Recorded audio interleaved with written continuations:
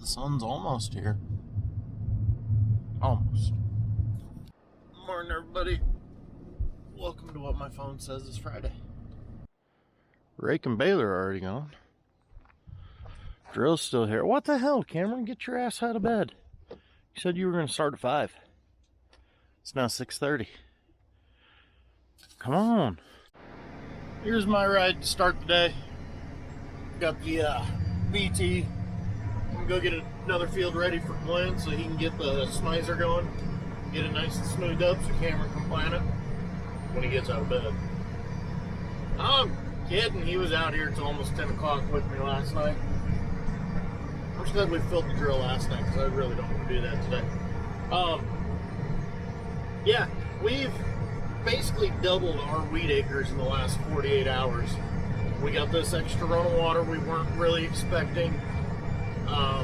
The cattle on feed numbers, I don't know nationwide if they're going up, but in the area they are definitely on the rise to where it's looking more and more likely that the big feedlot nearby will need some spring silage. We need to let a little more air out of the tires in this thing. So, yeah, we're getting more wheat in the ground. I don't know. It's a 4-mile drive to the field. I got my monster, I got my bacon. Let's go have us a day.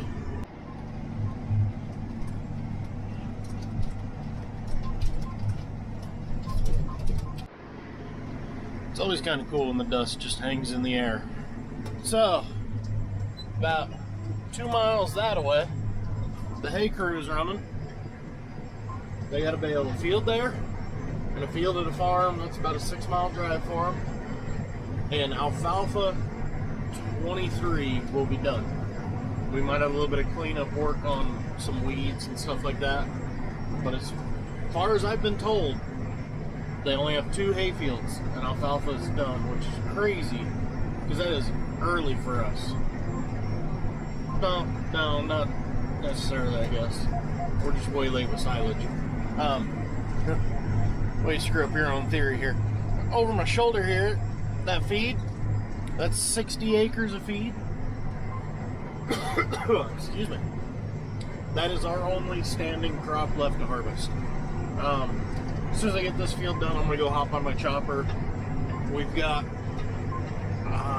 what is all we got? Like a half pivot and then 2 flood fields. And then we'll be back over here. That's like 8 miles over. Then we'll be back over here by home. We've got one neighbor we just about finished last night. We lack about 10 acres. Another neighbor's got a quarter circle, so 30 acres and maybe 20 acres of flood. This, and then we can go all the way over to start on the 50-mile hauls. So we are narrowing it down slowly. The problem is we are so freaking short on trucks. By noon yesterday, starting it, I think I made it to the field about 9:30 by the time I got out of the tractor and got my chopper ready. By noon, I had 8 acres cut because it was really good. But yeah, 8 acres by noon. It sucks. We're losing trucks left and right. Guys are they're done. They need to do stuff on their own farm. Trucks breaking down. And so it because they drop out, it makes it harder on the rest of us to try and finish. That didn't take long. 32 acres, 8:30. Let's go hop in a chopper. Kind of like I figured, I'm right at an hour behind. If I would have got up with my 5 a.m. alarm, we'd be on time, but oh well. I actually cleaned some windows. Look, I got that one clean, and that one clean. That one not so much. 2 out of 3, I'm gonna call that a win. One of these days I gotta clean the front one though, it's getting bad. I need to clean the inside of the cab too, it's getting pretty dirty. Anywho, 6-mile drive, field number 1. Hopefully Colton's got all the trucks moving so I can just pull up and take a nap. Got to the field, as you can see, we're being real productive. 5 trucks so far. And I think we're only going to have 3, 6, 8, maybe 9 if we can find someone to run our 4th truck today. nap time. Well, that makes sense. Apparently they were having scale problems, so all of a sudden 6 trucks pull in the field, one right after the other. Man, clean windows, clean camera make this a little easier. I like this. Standing up, it's cut nice. Just need about 5 more trucks. Well, that was an exciting 15-20 minutes. 7 trucks loaded and gone. Now we wait again. That sucks. Step out here to see if you can see it any better than through the tinted window. So there's a line of dust headed up a hill right there. That's one of the trucks. And they are headed to that hilltop right there. That's the infamous hill climb we've been talking about. So that hill, I can see the second truck heading up now. That hill from right here is 6 miles east and about 3 miles south to the base of it. And it is a 5 mile, what is going on here? It is a 5 mile climb on a washboarded and sandy gravel road. So the first mile of it's relatively flat. So the guys have to get up as much speed as they can there, which is sketchy because it's all washboarded. And then they start to climb, and they all joke if you start to climb at about 50, you'll get to the top doing 40-ish, depending on how bogged down you get in the soft sandy areas on the way up. It's not ideal, to say the least. But that's where the feedlot's at, is out there, so out there they go. I'm gonna go back to watching movies. So I think it was 2 nights ago, I made the little short telling you guys I was falling way behind on editing videos with the working in the fields at night and in the early morning. Yesterday I brought my computer with me because I knew I was going to have a lot of time, tried to get a little editing done. Apparently I should have done it today. We got 8 trucks at the moment, but still a ton of waiting. Caught up on some paperwork, baling numbers, manure stuff. Been sending emails back and forth with hotels trying to get rooms set up for our annual post-harvest run over to a water park and have fun for a day in western Kansas over there. So I've been keeping busy. It's just, God, I'm bored. It's noon and I've cut 15 acres. We get about, so I'm assuming he gets about the same. So we get about 7 acres on a round of trucks.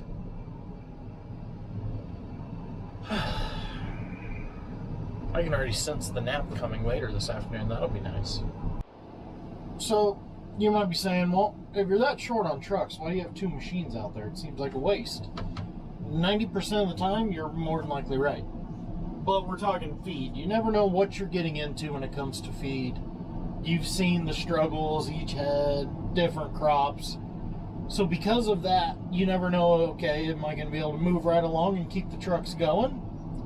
Or is it going to be kind of a struggle, cutting one way at a diagonal and trucks sitting? So we try to keep 2 machines together in feed, even though it's incredibly inefficient for those times when all of a sudden you go, crap, we need the second machine running. It's an imperfect thing. There's no real right answer. It's just make it work. You saw all fall. There was a big chunk of the year I was cutting by myself because we were in corn. And we know in corn, things are going to go smooth compared to feed. So that's why we've got 2 machines out here when we're this short on trucks. In this field where this stuff is great, it's making a decent tonnage, it's cutting nice, and we've got a limited number of trucks, 1 machine could easily keep all 7, 8 trucks running. However many we keep seeming to get one, lose one. I don't know, it's been inconsistent all morning. But 1 machine could definitely handle it. Now, the next field we go to, I think is a lot more of the grassy type feed instead of the silage. We might start struggling and all of a sudden have trucks waiting. So it's one of those, you're always wrong. No matter what, you're going to be wrong. That's how it is. Joys of custom harvesting. Finally, at 2:15, we're 60 acres in on the day. Now to go see how big field number 2 is. The goal is to get this next one done and go finish where we left off last night. I don't think we're gonna make it that far. And this ought to be an interesting adventure. It's kind of what I was worried about. A lot of grass. Son of a gun. Hopefully the headers will handle it alright. Well, that was exciting. Doubled our acres for the day. Now a handful of miles back towards home. Go cut a round of trucks on the field we quit on last night. Call it a day. It's already 4:15, so it'll be 6:30, 7 o'clock before some of the trucks make it all the way back up the hill. Oh well. Let's talk to Cameron. Just quiet down, okay? I was talking to Cameron when I was waiting on trucks this last time around. Figured out why our half of the truck crew is so screwed up, why we're only running 2 out of our 4. So Hector's truck, the green machine, it's been down since start of harvest with that broken hood. We still haven't found anybody to paint the new hood. Everyone we call to that does painting around here, maybe you can't. Nobody wants to do it. Cameron's truck, the white one that's a twin to it, got the brand new transmission. He hauled 2 or 3 loads, put a hole in the radiator. Something was wrong, I don't know. I was just told there's a hole in the radiator. It's down and out. Aaron's truck, the Navajo, the orange and white one. The PTO wouldn't shut off on it the other day. Bart thought, just the actuator needs cleaned out, it'll be fine. How many times are you going to do that? Come find out it was a bigger problem. We had to put a new PTO on. They put it on, well, it's wired backwards. So he was going to have to take it off, change some stuff around, because it's a different brand than what we're used to running. So it's down and out. So we're down 3 trucks, which means we only have 4 to go on our 4 silage trailers. Well, the nicer W9 that normally is on a cattle pot was back on the cattle pot going to Kansas to pick up a load of cattle that the tuna bought at an auction. Let's just change the field so this guy will be quiet. And then the smaller little day cab, like all the Trevor's trucks, they unhooked it to put the trailer on the Navajo to test it. And while it was unhooked, Juna said, hey, why don't you guys go pick up bales? So now it's moving bales. So we just don't even have any trucks to hook up to the other 2. Unless we want to unhook the tub grinder, bring the old freight shaker out of retirement, crank the pump up so it'll actually run a high pressure trailer, because it's made for the old end dumps that require no pressure. And that just didn't seem like a great idea, so yeah. We're heading back now to where we left off last night though. About 1 round of trucks there. Hopefully we'll finish the field. The other really good thing that's kind of got me back into a good mood after being such a crap day. 1, finishing that field eliminates another farmer. We are done with that guy. If 1 round of trucks finishes this field, which I think it could, that finishes another farmer. That only leaves 4 farmers left that we got to clean up. We've got a field. A neighbor we've cut a lot for has 2 fields. Another guy has that green cornfield. We're hoping to cut it tomorrow, but I don't think we're going to make it there by then. And then last, the long haul guy. So that's got me in a really good mood. It's got me in an even better mood. Today is first day of state softball tournament up in Denver. Lamar struggled at the end, wound up being a 13 seed. Had to go against the number 4 seed.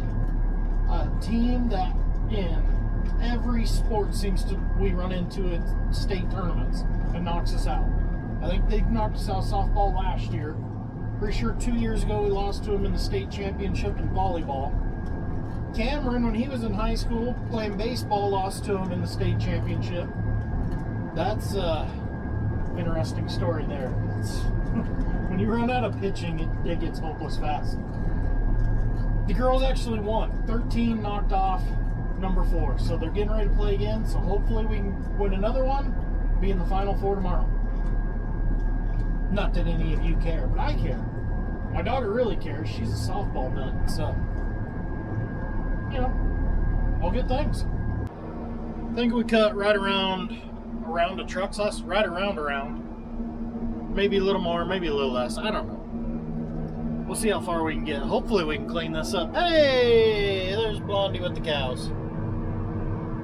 I can see through the top, so it's only half a load. Driving this direction, this time of day, this is what we call the truss drive. I can't see the end of my header.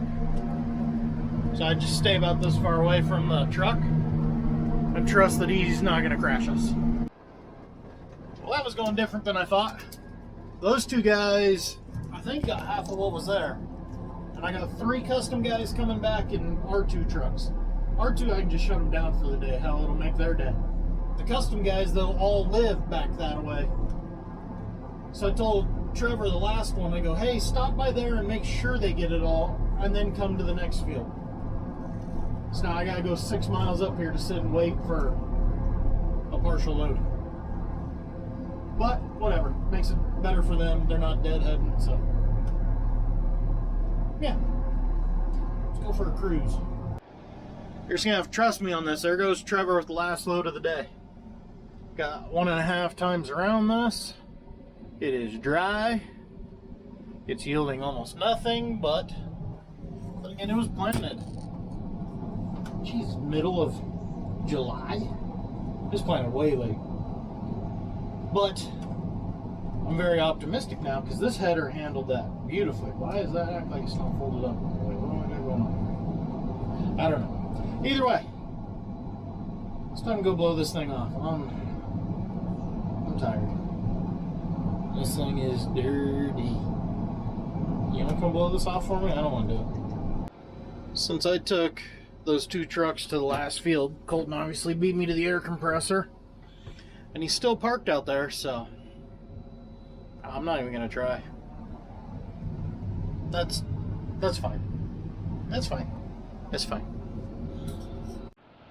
Calling in night.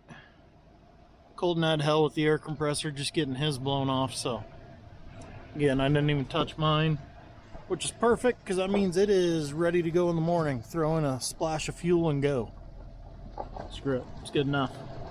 It's a Saturday. I'm thinking I'm going to text all the trucks right now, tell them we're going to start early so I can get done.